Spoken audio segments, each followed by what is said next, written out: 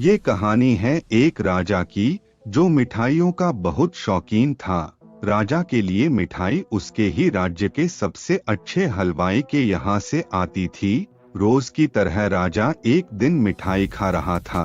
तभी उसने देखा कि उस मिठाई के डब्बे में एक मक्खी मरी हुई है। ये देखकर राजा को बहुत गुस्सा आ गया। बात तो छोटी सी थी, लेकिन वो तो राजा था। उसके लिए ये कोई छोटी बात नहीं थी।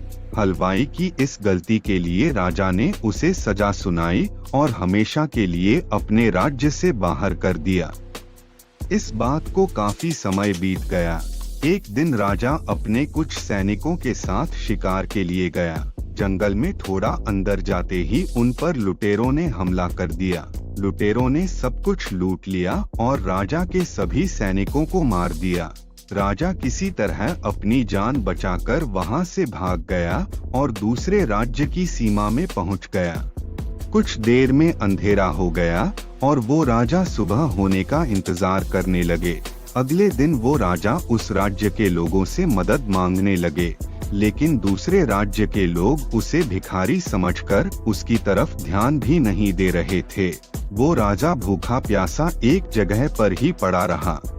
थोड़ी देर बाद एक व्यक्ति उस राजा के पास आया और बोला, महाराज, आप यहाँ इस हालत में कैसे?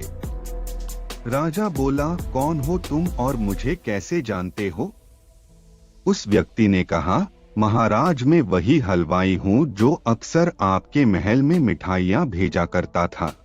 राजा ने उसे सारी बात बताई। उस हलवाई ने राजा की मदद करी और उसे वापस अपने राज्य भेजने का सारा इंतजाम भी कर दिया।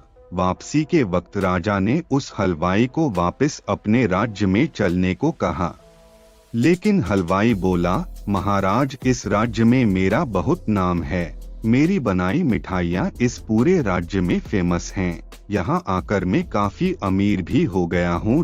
अगर आप उस दिन मेरी गलती की वजह से मुझे राज्य से नहीं निकालते तो शायद मुझे ये सब कभी नहीं मिल पाता और ना ही मैं कभी आपकी मदद कर पाता।